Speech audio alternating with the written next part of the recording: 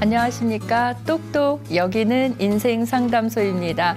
오늘도 어르신들과 상담 나눴던 사례들을 통해서 어르신들이 어떻게 잘 생활하고 계시는지, 또 어르신들이 가족관계는 원만하게 이루면서 살고 계시는지 함께 이야기를 나눠보려고 합니다. 우리 현대사회 속에서 바쁘게 살아가다 보면 매일매일 하루하루를 잘 살고 있는 것 같지만 어느 날 문득 돌에 딱 걸렸을 때 멈춰 서면 이런 생각 드실 때 있을 거예요. 나는 누구지? 나는 뭘 하면서 사는 거지? 난 지금 뭐 하려고 어디를 이렇게 열심히 가고 있는 거지? 이런 생각이 들을 때가 있어요. 네. 그 생각은 매일 똑같은 생활이 이어질 때는 잘 그런 생각이 안 들다가 뭔가 어려운 일에 딱 맞닥뜨리면 그런 생각이 들어요. 왜냐하면 나는 나의 모습을 그동안 제대로 보면서 살지 않아 왔는데, 우리 그 섬들, 바닷속에 있는 섬을 이렇게 보시면 요만큼 보이잖아요. 네. 근데 그 몸체는 원래 섬이 이만하겠죠, 밑에가. 네. 근데 이거는 그 평소에는 안 보이고요. 큰 파도가 치면은 모습이 드러나는 거예요. 그것처럼 우리도 살아가면서 나는 누구인가, 나는 도대체 뭘 하면서 살고 있는 걸까, 이런 고민스러운 생각을 좀처럼 안 하다가 어떤 문제가 생겨나면 내 모습이 바다 위로 떠오르는 섬의 모습처럼 드러나면서 내 모습이 이랬어? 이게 내 모습이었어? 라고 생각하면서 그때부터 이제 나는 누구인가 생각을 하게 되는 거죠. 그래서 많은 분들이 공감하실 것 같아서 첫 번째 사례는 나는 누구인가 라는 얘기가 나올 것 같은데요. 나는 누구인가 보다도 이제 두 사례 중에 첫 번째 사례는 50년 만에 어머님이 아들에게 큰 고백을 한 사례예요. 그래서 아들이 너무 충격을 받아서 상담을 하신 사례고요. 두 번째 사례에서는 좋은 할아버지가 되고 싶어요 라고 약간 애교스럽게 상담을 해주신, 애교스럽다고 말씀드렸지만 87세세요. 그 연로하신 할아버지의 사례를 말씀을 드리려고 합니다. 먼저 첫 번째 사례 말씀드릴게요. 첫 번째 사례는 제가 제목으로 50년 만에 어머님의 고백 이렇게 생각을 했는데요.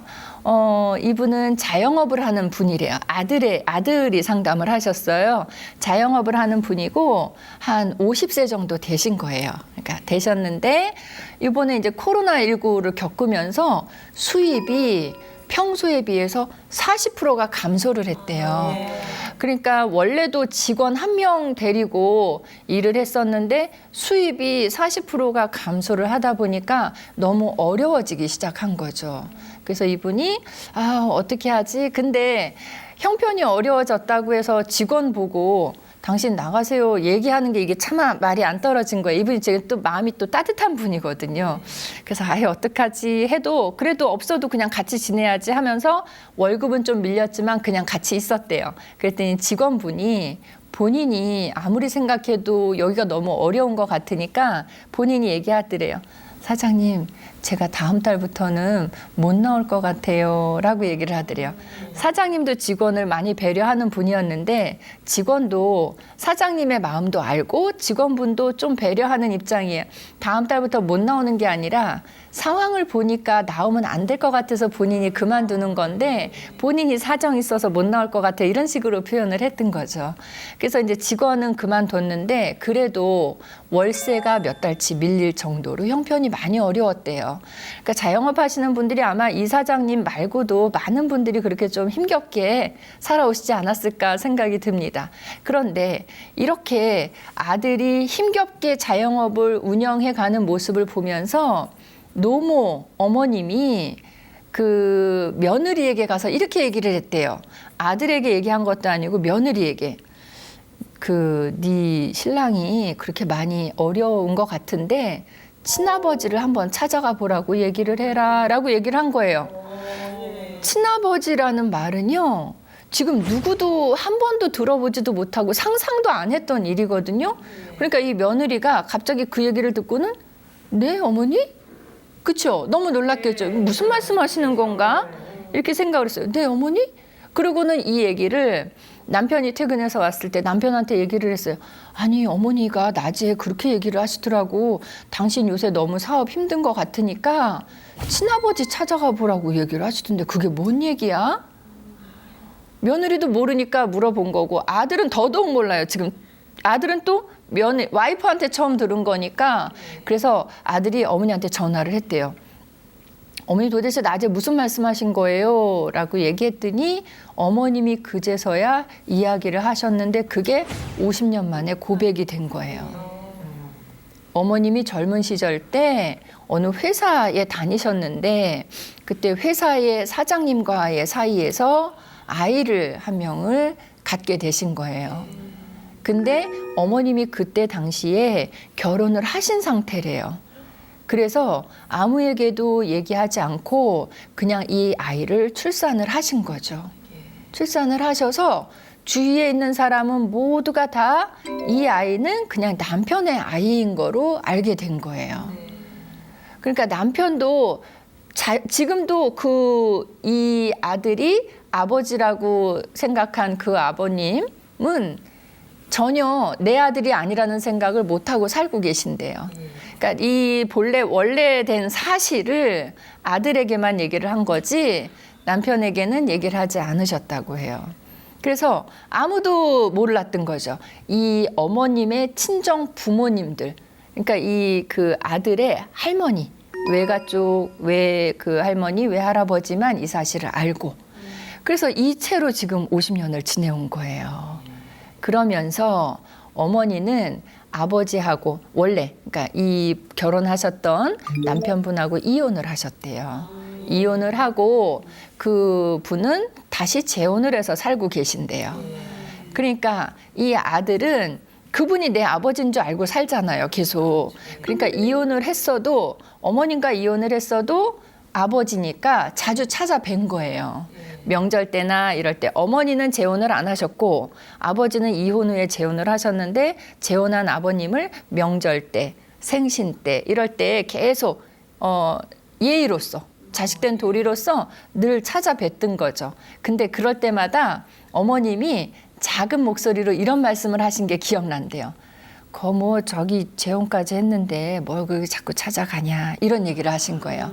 근데 아들이 지금에 와서 생각하니까 그 말씀이 무슨 말씀인지 알겠는 거지 그때 당시에는 엄마가 괜히 그냥 뭐 이혼했는데 그거 자꾸 가냐 이런 식으로 그냥 하시는 말씀인 줄 알았던 거죠. 근데 지금에 와서 상황 사실을 알고 나서 들었더니 어머님이 그때 그렇게 얘기하셨던 건 이런 의미였죠. 네 아버지 아닌데 이혼까지 했으니 그냥 안 가도 된다 이런 의미로 얘기를 하셨던 거죠. 그걸 아들이 지금 알게 된 거예요. 그리고 아들이 어렸을 때 외할머니 외할아버지가 이렇게 재워줄 때 토닥토닥 하면서 저기 손주 잘 때 두 분이서 나눴던 대화가 지금 50년 지난 지금에 와서 조금씩 기억이 난대요. 그러니까 그 두 분은 이 아이의 출생에 대해서 알잖아요. 그러니까 얘 아버지에 대한 얘기한 거 이런 것들이 그때로서는 이 아이가 귀담아 듣지도 않았고 도저히 이해되는 내용도 아니었으니까 그냥 흘려들었지만 아마 그 어르신들이 여러 차례 얘기를 하셨을 것 같아요. 그러니까 지금 50이 된 이 나이에도 그 얘기가 거꾸로 기억이 난다는 말씀을 하시더라고요. 그래서 이분은 이 얘기를 듣고 너무 충격이었어서 아버지가 따로 있다? 그리고 게다가 그 아버지는 굉장히 부유하게 지금 살고 계신데요. 그러니까 이제 어머니 입장에서는 아들이 이 자영업을 하는데 너무 장사가 안 돼서 저렇게까지 어려워졌으니까 아버지 한번 찾아가서 좀 도와달라고 해라 이런 의미로 말씀을 하신 것 같고 아들 입장에서는 하루아침에 내 아버지가 아니라고 얘기를 하니까 나는 그동안은 홍길동으로 살아왔는데 원래 내가 홍길동이 아니라 박길동이라고 얘기를 하시니까 그동안 살아온 나는 그럼 가짜의 나였는가 이런 생각이 들었던 거예요. 그럼 나는 진짜 누구야? 진짜 나는 누구야? 이런 생각이 들면서 너무 혼란스러웠던 거예요. 그래서 어머님하고 통화를 하면서 크게 싸우고 그다음부터는 연락을 아예 끊고 지낸대요. 그리고 어머니가 그거를 이 아들한테 먼저 얘기를 했으면 모르는데 며느리한테 먼저 말을 꺼내서 지금 이 아들은 아내하고도 관계가 이상하대요. 그러니까 그거에 대해서 이 본인이니까 어떤 식으로든 아내한테 설명을 하고 어떤 해명이라고 하면 좀 그렇지만 설명을 해서 이거를 풀어야 될 텐데 나도 지금 알고 있는 게 요거밖에 없으니까 뭐 어떻게 설명을 할 방법이 없더래요. 그리고 지금은 설명을 하는 게 중요한 게 아니라 내가 지금 누군지 모르겠는데 뭘 누구한테 설명하느냐 이런 얘기죠. 그래서 이 아들이 나는 앞으로는 어떻게 살아가야 됩니까? 그래서 제가 뵀을 때 최근에 살이 급격하게 많이 빠졌대요. 누구한테 성격상 누구한테 얘기도 못하는 성격이고 의논도 못하고 하다 보니까 너무 고민이 돼서 어렵게 상담을 통해서 이야기를 하셨더라고요. 그래서 저희 이 얘기를 들으면서 저도 너무너무 충격적이고 아드님은 스스로가 그렇게 표현하시더라고요.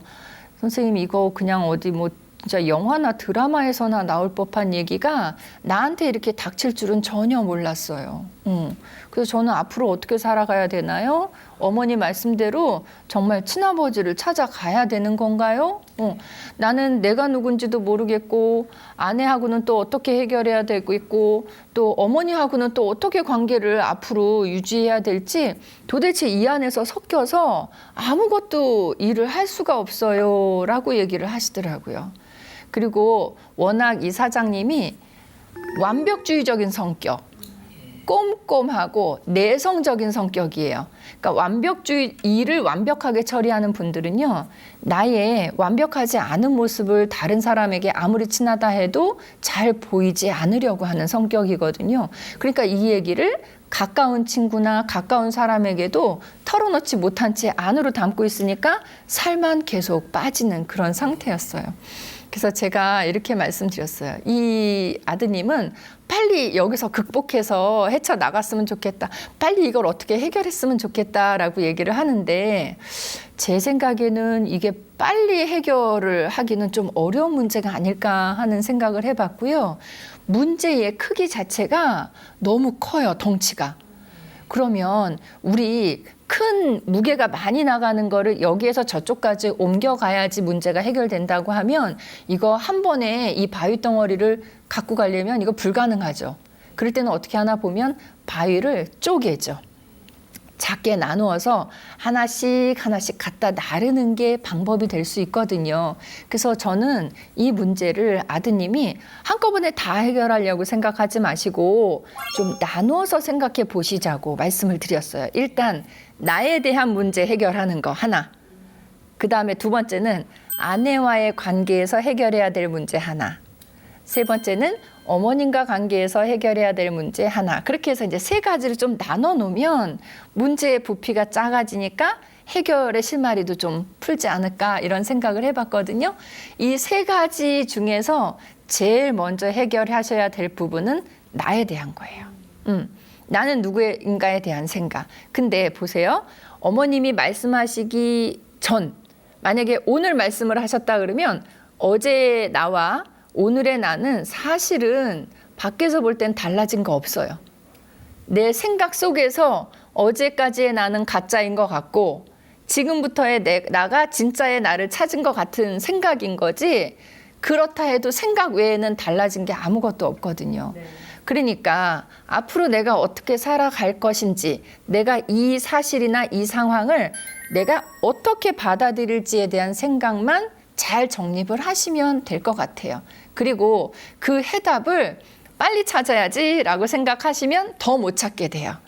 우리 길 가다가 혹시 넘어진 경험 있으세요? 네. 저도 넘어진 경험 있거든요. 그러면 길 가다 넘어질 때는 왜 꼭 사람 안 보는 데서 못 넘어지고 사람 많이 보는 데서 넘어지나 모르겠어요. 네. 저도 사람 많은 데서 넘어진 적 있어요. 그러면 그 다음에 제가 제일 먼저 뭘 했나 봤더니 아무렇지도 않은 척 빨리 일어나서 가던 길 이렇게 가려고 그 생각이 제일 먼저 들었거든요. 근데 크게 넘어졌을 때 뻘떡 일어나서 아무 일 없는 듯이 가려고 하면요. 다시 넘어져요. 왜냐하면 작게 넘어진 게 아니라 크게 넘어졌기 때문에 이런 데가 멍도 들고 다쳤을 거란 얘기예요. 그러니까 바로 벌떡 일어나는 거가 또 넘어지게 하는 계기가 돼요. 그래서 이 아드님께는 제가 그런 말씀 드렸어요. 지금 제가 예를 들어드린 거하고 비교해 보면 아드님은 크게 넘어진 거라고. 크게 크게 넘어졌을 때는 빨리 벌떡 일어나서 가던 길을 아무렇지도 않게 가려고 하니까 문제가 되는 거라고. 크게 넘어졌을 때는 내 몸이 많이 다치지는 않았나, 내 몸이 어디 상한 데는 없나, 내 몸을 먼저 돌봐줘야 되는 게 우선이라고. 남들의 시선이 더 우선이 아니라는 말씀을 해드렸어요. 그래서 넘어졌을 때랑 비유해보면 지금은 이 충격적인 얘기를 들었을 때 내 마음, 내 정신, 나는 얼마나 마음을 얼만큼 다쳤을까, 내 마음을 좀 다독여주는 시간, 내 마음이 좀 나을 때까지, 새살이 돋을 때까지는 좀 기다려주는 시간, 그냥 지금 넘어진 거다 생각하고 힘든 내 마음을 좀 달래는 시간이다. 조금 아무 일 안 하고 문제가 흘러가는 대로 조금 지켜보시는 것도 방법이 될 수 있을 것 같아요. 그래서 그렇게 말씀을 드렸고요. 이렇게 구름이 흘러가는 거 우리가 잡지 않고 이렇게 지켜보는 것처럼 문제가 흘러가는 거를 조금 아무런 액션 취하지 않고 이렇게 흘러가는 대로 놔둬 보시는 것도 문제를 파악하는 데 도움이 될 것 같아요. 그러다 보면 내가 누구인지, 앞으로 어떻게 살아가야 되는지에 대한 생각이 하나씩 두 개씩 정립이 되실 거예요. 그렇게 해서 첫 번째는 내 몸과 마음을 추스리세요. 이거를 먼저 말씀드렸어요. 그래서 아드님이 나에 대한 거 먼저 하라 그랬죠? 내 몸과 마음이 먼저 추스러졌다면 두 번째는 아내하고의 관계죠. 네. 아내하고의 관계가 지금 이상해요. 뭔가 해결해야 될 것 같아요. 라고 얘기를 했지만 이거는 해결을 하는 문제가 아니에요. 아내하고 다퉜어요. 라고 하면 그건 해결해야 돼요. 근데 아내하고 다툰 게 아니에요. 상황 설명이 부족한 채로 아내는 궁금한 채로 나는 설명을 못한 채로 지금 있는 그 상황인 거죠. 네. 그러면 아내하고는 해결이 아니라 아내에게 설명을 해주는 게 필요해요. 첫 번째로 나를 추스린 다음에는 상황이 어떻게 전개된 건지 정확하게 파악을 하시고 그 얘기를 그냥 있는 그대로 붙이거나 뺄 것도 없어요. 아내하고 사이에서 완벽주의적인 나의 체면을 생각하실 필요도 없어요. 그냥 있는 그대로 이렇게 해서 이렇게 되었던 거래. 근데 나도 이거를 그날 당신을 통해서 들으면서 처음 듣게 된 거야. 그래서 나도 참 힘들었어.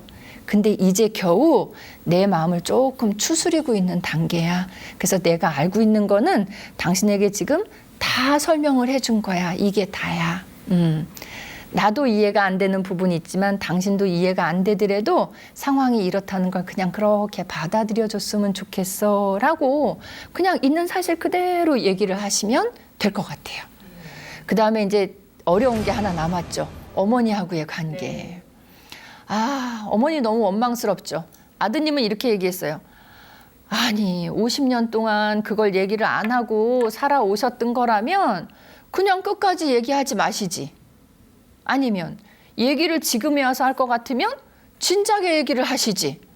즉 진작에 얘기를 하셨든가 안 하실 거면 아예 하지 마시든가 했어야지 왜 애매하게 지금 50년 만에 그런 얘기를 해서 사람을 이렇게 힘들게 하십니까? 라고 원망이 대단하죠. 근데 아드님이 이제 나이 들어가시는 어머님 입장에 서서 한번 생각을 해보시면 어떨까요? 라고 말씀을 드렸어요. 자, 우리도 지금은 아들의 얘기만 계속 들었지만 할머니의 입장의 얘기를 한번 생각을 해보시면 할머니는 이랬던 거죠.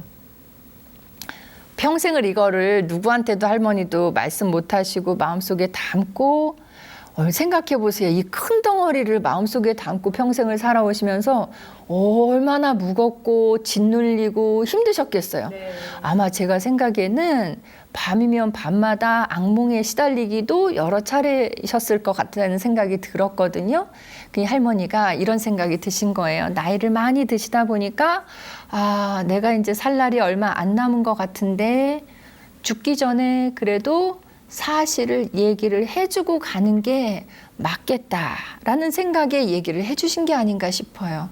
할머니가 이런 얘기를 해줘서 무슨 득을 보겠다고 얘기를 한 것 같지는 않아요. 아마도 지금쯤 얘기해야 되나? 또 어떤 계기로 어떻게 얘기를 하는 게 제일 좋게 표현하는 방법일까? 여러 가지로 평생을 생각을 해오시다가 지금 타이밍이 아들이 너무 힘겨워하는 타이밍이니까 그래, 그럼 지금 얘기하는 게 맞겠다라고 생각하셔서 지금 이 기회에 얘기를 하신 거지.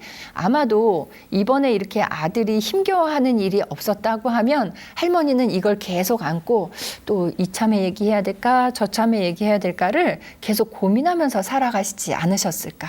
그러다가 정말 마지막까지 말씀을 못 하셨다고 하면 제 생각에는 임종 시점에서라도 아드님께 얘기는 하셨을 것 같아요. 그러니까 지금 얘기하신 거에 대해서 너무 원망하지 마시고 어머님도 나름대로 그러한 만한 입장이 있으셨구나. 어머님이 본인이 살 날이 얼마 안 남으셨다고 지금 생각하고 계시는구나. 그래서 나에게 언젠가 해줘야 될 얘기를 얘기해 준 게 지금 시점이시구나. 앞에 그럼 왜 진작 얘기 못 하셨을까에 대해서는 그때는 용기가 안 나셨을 거예요. 그래서 지금 용기를 내서 얘기를 하신 거구나라고 생각을 하셔서 어머님의 입장을 조금은 이해해 주시는 아들이 되시면 어떨까요? 라고 그런 말씀을 드렸어요. 그렇게 하면 이제 본인도 조금 추스리고 아내하고 관계도 좀 어느 정도 세우고 어머님하고 관계도 그래요. 관계라는 게 하루아침에 어제까지 서먹하다가 오늘부터 막 웃으면서 맛있는 거 같이 먹고 대화하고 이건 안 돼요. 그러나 말을 그렇게 하면 그 다음부터는 서서히 다가갈 수 있는 계기가 되는 거거든요. 그렇게 해서 좀 시간을 갖고 조금씩 회복해 나가시는 게 필요하지 않을까 하는 생각을 해봤어요. 그리고 제가 아드님이 많이 힘겨워 하실 거고 제가 생각에는 조금 더 힘든 기간이 아직 남아있을 것 같아요 라고 말씀을 드렸어요. 지금 얼만큼 힘드셨어요? 그랬더니 얼만큼 힘드셨대요. 어느 기간만큼. 그래서 앞으로 제가 볼 때는요, 한 2달 정도는 이 시간이 더 이어질 것 같아요. 2달 정도는 더 힘겨워지셔도 선생님이 2달까지는 이렇게 힘들다고 했어 라고 생각하시고 힘든 거에 끝은 있다 라고 생각하시고 조금 힘을 내시면 좋겠고 그러면 앞으로 2달 정도는 더 힘겨울 거라고 얘기를 했는데 그럼 나는 그냥 맨날 힘들어 하면서 지내야 되나요? 라고 물어보셨어요. 아니죠.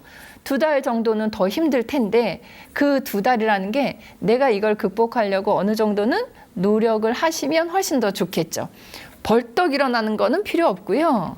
내 마음을 추스릴 만한 일들이 뭐가 있을까 생각을 해보시면 너무 내가 일을 열심히 해야 된다는 생각에 이제 사로잡혀 계시는데 그거에서 좀 탈피를 하셔서 평소에 좋아하시는 게 뭐가 있어요? 라고 얘기를 했더니 저 캠핑하는 거 좋아해요. 그러면 잘 되셨네요. 이번 주부터는 주중에는 일하시고 주말에는 차에다가 캠핑 도구 싣고 아내한테는 양해를 구하고 혼자 일단 다녀오세요. 몇 주 정도 혼자 가셔서 캠핑을 하면서 풀소리도 좀 들어보시고 또 벌레 소리도 들어보시고 별도 좀 쳐다보시면서 다른 생각 하시지 마세요. 뭐 장사가 안 된다는 둥 이런 생각 하실 거 없고 그냥 나에 대한 생각. 내가 그동안 얼마나 잘 살아왔는지 얼마나 열심히 살아왔는지 힘들고 어려워도 꿋꿋하게 이렇게 살아온 나 자신에 대한 생각을 하면서 나 자신을 좀 칭찬해주고 오시면 어떨까요? 하는 그런 말씀을 드렸어요. 그래서 그렇게 하시다 보면 좀 회복이 되거든요. 그러면 저는 아내 되시는 분 같이 가지 말고 혼자 가세요라고 말씀했잖아요. 요거 한 2번 정도 가서 내가 잘 살아온 나에 대한 생각을 한 2번 정도 하시면요. 3주 차부터는 제가 얘기 안 해도 아내 보고 같이 가자고 하실 분이에요. 그래서 그때는 아내하고 한 번씩 같이 다녀오시면서 그럼 관계도 좀 회복되시고 그렇게 해서 본인 또 아내와의 관계가 회복되면 두 분이 같이 어머님을 한번 찾아뵈시거나 어머님을 한번 초대를 해서 그냥 그날 있었던 일에 대해서 얘기하지 말고 그냥 평소에 아무 일 없었던 듯이 그냥 식사 한번 같이 하시면 마음에 쌓였던 게 좀 풀어지실 거라고 그렇게 말씀을 드렸습니다. 저는 아드님의 상담을 받았지만 아드님의 입장도 이해가 됐고요. 어머님, 할머님의 입장도 많이 이해가 됐던 그런 사례였습니다. 선생님들 이번 사례를 들으시면서 또 궁금하신 점 있으시면 질문해 주시면 답변 드리겠습니다. 네, 말씀하시죠. 네, 저도 이제 50대가 되면서 또 큰아이가 군대를 가면서 여러 가지 생각을 많이 하게 되더라고요. 근데 누구에게나 그 인생의 고비고비가 있는데, 돌아보면은 지혜롭게 그 문제를, 그 고비를 잘 넘기지 못해서 또 후회되는 그런 일들도 저는 또 생각이 드는데요.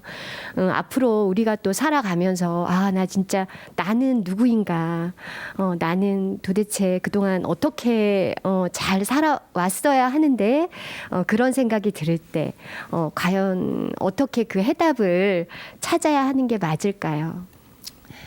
그쵸. 살다 보면 나는 누구인가를 고민하는 게 아마 그런 고민 안 해본 사람도 없을 거고, 한 사람도 그거를 살아가면서 한 번만 고민하지 않고 우리 어느 때 한 번씩 이렇게 여러 번 하게 되거든요.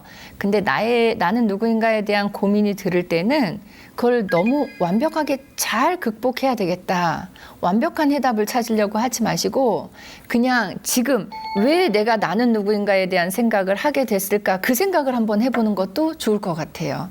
우리가 나는 누구인가에 대한 생각을 언제 하는가 하면 이렇게 살다가 좀 쓰러졌을 때, 살다가 좀 넘어졌을 때, 그럴 때 그런 생각 많이 하거든요. 근데 생각해 보세요. 이게 사람이 살다가 넘어진다는 거. 넘어지면은요, 요 자리에서 딱 이렇게 밑으로 넘어지지 않고요. 앞쪽이든 옆쪽이든 어느 방향으로 넘어지죠. 그러면 그게 마이너스 된 것 같아요. 넘어졌으니까. 근데 알고 보면 넘어진 만큼은 우리가 간 거거든요. 그러니까 이 넘어진 게 나를 마이너스 시키려고 넘어진 게 아니고 요만큼 아팠지만 아픔을 통해서 이만큼 내가 앞으로 간 거구나. 아팠지만 이만큼 아픈 만큼 옆으로 이만큼을 내가 진행한 거구나. 이렇게 생각을 하시면 조금 낫지 않을까 하는 생각이에요. 근데 넘어지면서 요만큼씩 또 한 번 그 다음에 넘어지면서 요만큼씩 앞으로 가시면서 그게 곧 나의 성장이라고 보시면 돼요. 달리 말씀을 드리면 나는 누구인가에 대한 고민을 안 하는 사람도 없지만 만약에 나는 누구인가에 대한 고민을 안 하고 산다. 그거는 개인의 발전이 별로 없다고 생각이 들어요. 그래서 참고로 제가 이 나는 누구인가 6글자죠? 네. 요 제목의 책이 우리나라에 몇 권인가 찾아봤거든요. 큰 서점에 들어가서 나는 누구인가라고 딱 찾아봤더니 책이 어마어마하게 많아요. 몇십 권이 아니라 몇백 권이에요. 몇백 권. 그리고 그러면 영어로 된 책은 이게 얼마큼 있을까 해서 영어로 Who am I 이렇게 찾아봤어요. 나는 누구인가도 6글자죠? Who am I도 알파벳이 6개더라고요. 찾아봤더니 어머 영어로 된 책은 더 많아요. 1,001권이에요. 그래서 많은 사람들이 이런 생각 참 많이 하는구나. 그러니까 많이 하는 만큼 책도 이렇게 많이 나와 있나 보다. 이런 생각을 갖게 됐습니다. 나는 누구인가? 완벽한 해답을 찾으려고 하지 마시고 이게 자연스러운 과정이다. 조금 고민하시고 다음 단계로 넘어가시면 좋을 것 같습니다.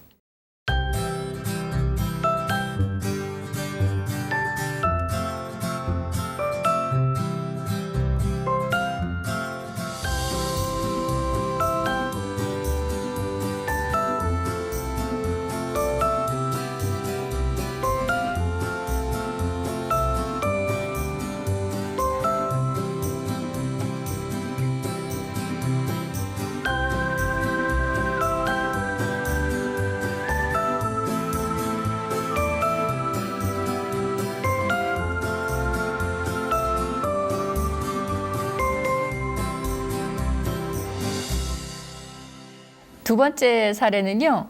제목을 제가 이렇게 잡았어요. 좋은 할아버지가 되고 싶어요 라고 제목을 잡았어요.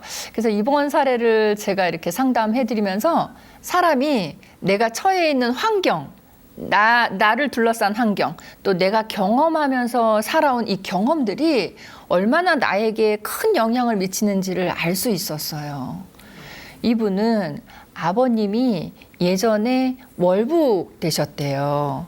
그래서 아버님의 존재가 없이 자라오신 분이에요. 할아버님이신데, 그러니까 이제 아버지에 대한 생각을 늘 하면서 사셨겠죠. 그리고 그 위에 때인 할아버지가 할머니가 두 분이었대요. 그러니까 아내가 두 분이었대요. 그래서 이분이 결혼하고 나서도 작은 할머니의 제사를 계속 지내주신 분이에요. 그러면서 무슨 생각을 했냐면 그냥 할머니도 아니고 작은 할머니의 제사를 매번 지내면서 나는 나중에 결혼하면 내 아내 말고는 다른 사람한테는 내가 눈도 안 돌릴 거야. 이런 생각을 이제 늘 하셨던 거예요. 그리고 아버지 없이 어머니가 오남이녀를 계속 키워주시는 모습, 그 가운데서 생활을 하면서 한 집안에 아버지라는 그 존재는 꼭 계셔야 되는 존재다라는 생각을 또 한 거예요. 그러니까 이분은 할아버님을 통해서도 어떤 생각을 갖게 되고 또 아버지의 부재를 통해서도 어떤 생각을 갖게 되고, 근데 이분 자체는 굉장히 잘 놀면서 유년기 때 막 놀 거 다 놀고 하고 싶은 거 다 하고 이렇게 사셨다고 해요. 근데 이제 나이 들면서 이제 그런 생각들이 조금씩 들었던 거죠. 그래서 근데 할아버지도 그렇고 아버지도 없는 채로 생활을 했고, 그래서 어떤 생각을 이제 뒤에 가서는 했냐면 그러면 내가 아버지 없이 자라면서 아버지가 참 그리웠단 말이죠.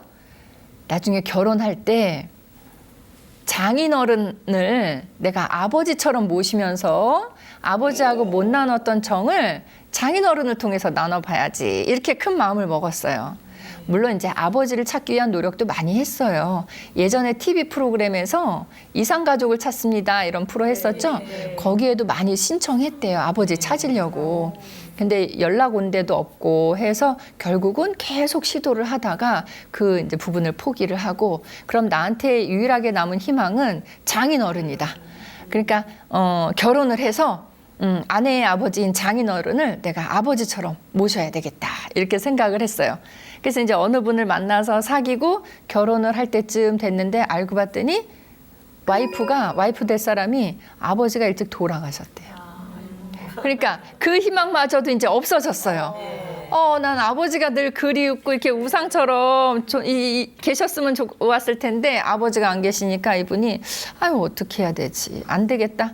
어쩔 수 없는 걸 가지고 내가 계속 생각할 필요는 없고, 그러면 지금 내 선에서 할 수 있는 걸 내가 이제는 앞으로는 하면서 살아야겠다, 이렇게 생각을 해서 그럼 뭐 어쩔 수 없지 뭐. 나한테 아버지가 되어주실 분이 안 계시다면 내가 좋은 아버지가 돼야지 뭐. 그렇죠? 되게 현실적으로 생각 판단을 잘 하신 분이에요. 그래서 좋은 아버지가 되려고 많이 노력을 했대요. 자녀들한테 많이 믿어주고 또 많이 밀어주고 또 참아주기도 하고 이끌어주기도 하고 참 정말 인자하고 좋은 아버지로서 이렇게 살아오셨대요. 그렇게 해서 이 자녀들이 성장을 해서 결혼을 했겠죠. 결혼을 해서 이제 아기들을 낳으니까 이 분은 이제 할아버지가 되셨고 손주가 5명이 된 거예요. 네 할아버지가 나는 좋은 아버지가 돼야지, 그리고 왜 할아버지의 모습을 보면서 나는 나중에 좋은 할아버지가 돼야지 이랬잖아요. 좋은 아버지는 되셨어요. 그래서 이제 좋은 할아버지가 되려고 손주들이 한 명씩 태어날 때마다 이 할아버지가 통장을 그 아이 이름으로 개설을 한 거예요. 개설을 해서 한 달에 5만 원씩을 이렇게 계속 모아주신 거예요. 근데 손주가 몇 명인가 하면 5명인 거예요. 그러니까 이 할아버지 입장에서는 생각해 보세요. 5명이면은 5만 원씩이면 25만 원이에요. 매달 25만 원씩이 이제 나가는 거예요, 손주들을 위해서. 근데 이제 손주들한테 통장을 준 건 아니고 할아버지가 다 갖고 매달 그 은행에 가서 그렇게, 그러니까 어르신들은 자동이체 이런 거 잘 못 하시잖아요. 현금으로 따박따박 5만 원씩. 그러면 이게 한 1년이면요 한 통장에 60만 원씩이에요. 근데 이거를 지금 10년이 넘게 부으신 거예요. 그러면 제가 이렇게 얼추 계산해 봤더니 한 통장당 600만 원 이상은 모아진 것 같거든요. 근데 이 할아버님이 저한테 지금 상담을 하신 목적은 할아버님 연세가 87세예요. 그러다 보니까 처음에 내가 이렇게 손주들 통장에 돈을 넣어줄 때는 70대였다는 얘기예요. 근데 나이 들어가면서 이 매달 25만 원이 너무 좀 부담스러워졌는데 그래도 할아버지는 나는 좋은 할아버지가 돼야 돼. 이런 생각을 갖고 굉장히 의지가 강해서 내가 딴 거를 안 써도 이거는 내가 끝까지 넣어줘야지 라고 하면서 계속 딴 거를 줄이신 거예요, 소비를. 지출을 줄이시고 이거는 무조건 처음으로 확보. 그래서 25만 원씩을 꾸준히 넣어줬는데 이제 87세가 되니까 더 이상은 줄일 것도 없는 거예요. 그래서 저한테 상담하시면서 선생님 이거 계속 넣어줘야 되나요? 부담스러운데 어떻게 해야 되나요? 하고 이제 상담을 하셨어요. 그래서 제가 이제 막 같이 조금 이렇게 웃으면서 얘기했어요. 처음에 할아버지의 과거의 가족사를 말씀하실 때는 사실 좀 진지했지만 나중에 좋은 아버지로서의 역할을 어떻게 하셨는지 얘기 듣고 왜 아이들 데리고 여러 군데 경험한다고 체험학습 놀러도 다니고 하셨던 얘기 들을 때는 같이 웃으면서 즐겁게 얘기를 했거든요. 그리고 손주들 얘기 자랑할 때도 사실 제가 상담할 때 어르신들이 손주 자랑하실 때는 10,000원씩 받고 해드려야 되는데 10,000원 안 받고 다 해드렸거든요. 그래서 손주 자랑할 때도 같이 이제 재밌게 얘기를 나눴어요. 근데 이제 마지막에 이거 계속 넣어줘야 되나요? 나 너무 부담스러운데 어떡하죠? 이렇게 얘기를 하셨는데 아니 충분히 부담스러우실 수 있죠. 어른이 매달 고정된 수입이 어서 들어오는 것도 아니고 매달 지출이 25만 원이면 커요, 상대적으로. 그래서 어떻게 해야 될까요? 라고 고민을 하다가 가족들이 얼마만큼 자주 모임을 가지세요? 그랬더니 우리 제 생일 때나 무슨 어버이날 이럴 때는 자녀들이 각자 찾아오지 않고 같이 의논해서 함께 찾아온대요. 그러니까 그런 걸로 봐서 제가 볼 때는 할아버님이 자녀들을 키우면서 잘 베풀어 오셨기 때문에 자녀들 관계에도 우애가 형제지간의 우애가 좋으니까 같이 의논해서 찾아올 수 있는 거예요. 형제간의 우애가 별로 안 좋으면은요 이들끼리 얼굴 보는 거 싫어해요. 한 자리에 모이는 거. 그러니까 그냥 뭘 의논해서 날짜를 맞춰 우리 가고 싶은 때 가면 되지 이렇게 하거든요. 근데 같이 찾아온다는 건 참 화목한 가정이구나 이런 느낌이 또 들었거든요. 그래서 자주 온다고 말씀을 하시길래 그러면 다음번에 가족이 한 자리에 모일 때 어르신 그 통장을 각자에게 내어주시면 어떨까요? 이렇게 말씀을 드렸어요. 그러니까 무슨 상장 수여하듯이 이렇게 약간 코믹하게 홍길동 일로 나와봐. 귀하는 뭐 이래 가면서 그래서 할아버님이 그동안 모아두셨던 통장을 손주들에게 이렇게 다 손주들도 다 오게 해서 하나씩 나눠주면서 너희 대학 갈 때 등록금이라든가 아니면 너희가 사회에 첫 발을 내디딜 때 조금 초기 자금이 필요할 때 너희 쓰라고 이거 올해 작년 이렇게 모은 거 아니고 너희 태어났을 때 응애 할 때부터 할아버지가 모은 거야 라고 말씀하시면서 상장 수여하듯이 어떤 행사 진행하듯이 그렇게 수여 주시면 어떨까요? 하는 그런 말씀을 드렸어요. 그러면 할아버지도 뿌듯하시고 자녀들 입장에서도 그냥 아이들한테 용돈 꾹 찔러주는 개념이 아니라 굉장히 의미 있는 거로 새겨듣고 그 의미를 크게 받아들일 수 있지 않을까요? 라고 이렇게 말씀을 드렸어요. 그렇게 해서 할아버님은 이제는 처음에는 그냥 즐거운 마음만 100%로 이 돈을 모으셨지만 지금은 즐거운 마음도 있지만 사실 부담되는 마음도 한켠에 있었잖아요. 그 짐을 이제는 조금 던져주셔도 되지 않을까요? 라고 말씀을 드렸어요. 제가 생각에는 지금쯤 그 통장을 각자에게 준다고 해서 누구 하나 서운하다고 얘기할 사람은 없을 것 같아요. 이게 돈도 600만 원이 적은 돈이 아니지만 제 생각에는 받는 입장에서는 600만 원의 가치가 아니라 6억 이상의 값어치라고 여겨지거든요. 할아버님의 삶, 인생이 고스란히 담겨져 있는 그런 통장이 아닐까 하는 생각이에요. 그래서 아마도 자녀들이 이 통장의 돈을 꺼내서 쓸지 안 꺼내서 쓸진 모르겠지만 돈은 빠져나가든 그 안에 있든 종이로 된 통장 자체는 계속 있잖아요.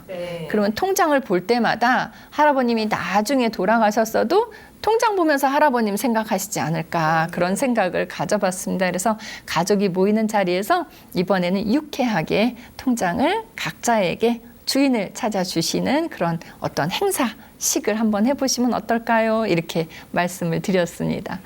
선생님들이 이번 사례 들으시면서 혹시 궁금한 점 있으시면 질문 주시면 답변 드리겠습니다. 손자, 손주 통장을 꼭 만들어 줘야 하나요? 네. 선생님 질문이 아니 손자 손녀 통장을 여 할아버지는 만들어줬다는데 우리도 만들어줘야 되나요? 이 얘기예요. 그렇게 질문하실 수 있는 이유가 어르신들 가운데 손주가 태어날 때마다 통장을 만들어주고 매달 이렇게 돈을 넣어주시는 어르신들이 더 많은가, 안 그런 어르신들이 더 많은가 보면 안 그런 어르신들이 훨씬 많으세요. 이 어르신이 아주 특별하게 잘하신 분이에요. 그래서 통장을 꼭 만들어줘야 되냐고 질문하셨는데 그건 아닙니다. 그건 아니고 각자 나름대로 손주들에게 또 자녀들에게 애정을 표현할 수 있는 방법은 다양하다고 생각이 들어요. 어떤 어르신들은 통장은 안 만들어주지만 맞벌이 자녀를 위해서 손주를 돌봐주는 그런 분도 계시잖아요. 그런 분들은 이 어르신이 손주 통장 만들어준 거랑 그거랑 같다고 보시면 돼요.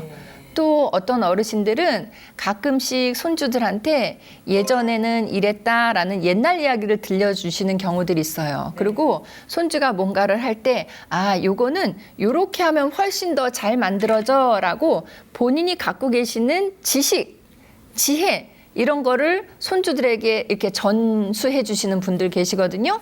그 방법은 이분이 통장 만들어주는 거랑 또 같은 개념입니다. 또는 내가 노인이니까 나는 점잖게 대접만 받아야 돼 이렇게 생각하지 않으시고 손주들이 게임을 하거나 뭐를 할 때 같이 어울려서 게임의 상대가 되어주시는 어르신들, 그분들 이 통장하고 같은 개념이라고 보시면 됩니다.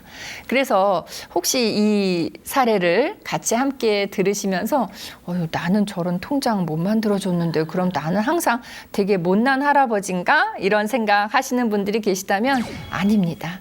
나름대로 하실 수 있는 방법으로 손주들에게 베풀어 주시면 될 것 같습니다. 어떤 할아버지는 이런 분 계세요.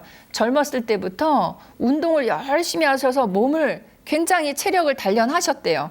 그래서 주위의 친구분들이 너는 왜 이렇게 운동을 너무 과하게 하는 거 아니야? 운동 너무 많이 한다. 이렇게 얘기할 때마다 아니야. 나 이렇게 튼튼하게 다리랑 여기 근육 많이 만들어놔야 나중에 손주들 비행기도 태워주고 손주들 업어도 주고 나 할 거야. 손주랑 달리기도 같이 해줄 거야. 그분은 그게 통장하고 같은 개념인 거예요. 그리고 요즘 그런 거 많이 하잖아요. 텃밭 같은 거 가꾸는 거 그거 손주랑 같이 하면 정서적으로 상당히 좋다고 생각이 들거든요.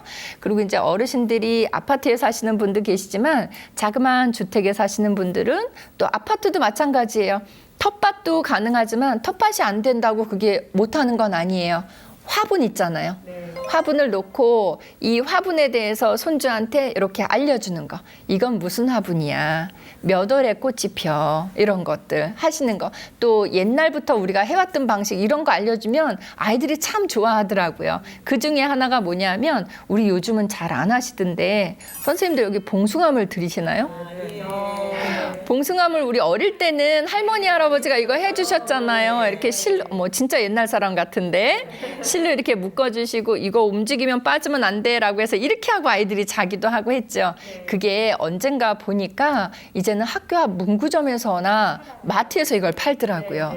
근데 학교 앞 문구점이나 마트에서 이렇게 세트팩으로 받던 거가 아니고 집에 그 꽃을 화분에다 키우시고 그거로 손주가 왔을 때 같이 봉숭아물 드리는 거를 체험을 하게 알려주신다면 아이들이 이게 여기 이 화분에서 이렇게 나는 거구나, 이 꽃에서 나는 거구나 이런 것도 알고 더 재밌다고 흥미를 느낄 수 있거든요. 그래서 이렇게 아이들이 신기해할 법한 옛날의 놀이라든가 옛날의 문화 같은 거를 아이들에게 하나씩 둘씩 알려주는 모습들도 통장 못지않게 많이 베풀어 주시는 거라고 그렇게 생각이 듭니다. 그렇죠? 그래서 제가 볼 때는 이 어르신이 참 손주들에게 잘하고 계셨다 이렇게 생각이 듭니다.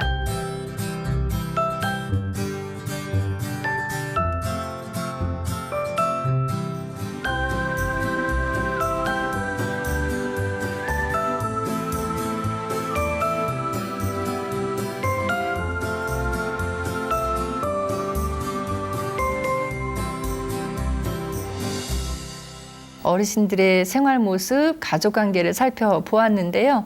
첫 번째 사례는 좀 우리가 충격 받았어요. 그렇죠?